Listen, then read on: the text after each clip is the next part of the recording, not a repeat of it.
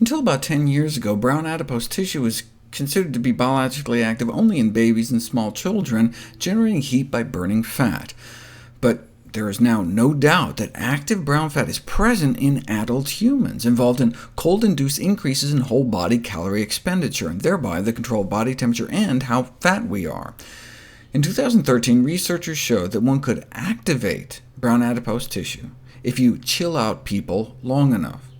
2 hours of cold exposure every day for 6 weeks, which can lead to a significant reduction in body fat. Although they demonstrated the effective recruitment of human brown fat, it would seem difficult to increase exposure to cold in daily life. Thankfully, our brown fat can also be activated by some food ingredients such as capsaicin, the compound that makes hot peppers hot. Whereas increased physical activity is usually recommended to increase energy expenditure, specific food components such as capsaicin are known to burn off calories and fat. A significant rise in energy expenditure within 30 minutes of eating the equivalent of a jalapeno pepper.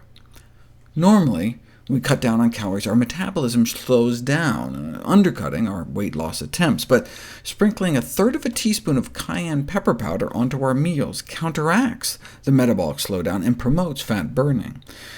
They wanted to try giving them more to try to match some of the studies done in Asia, but they were working with Caucasians, and there's a difference in maximum tolerable dose of red chili pepper between Asians and Caucasians. Take some Japanese women, you can boost the fat burned after a high-fat meal too, adding over a tablespoon of red pepper powder. We've known for decades that cayenne pepper increases metabolic rate, but we didn't know how.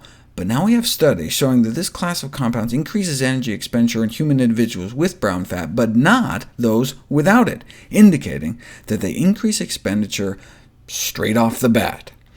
And there's all sorts of structurally similar flavor molecules in other foods like black pepper and ginger. We expect to activate thermogenesis as well, but they haven't been directly tested.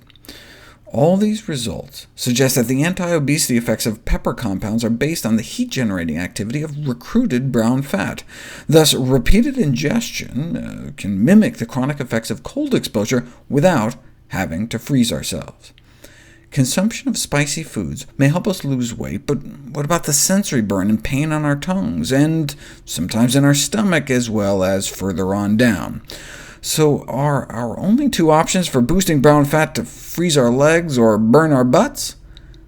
Arginine-rich foods may also stimulate brown adipose tissue growth and development through a variety of mechanisms, which just means eating more soy foods, seeds, nuts, and beans.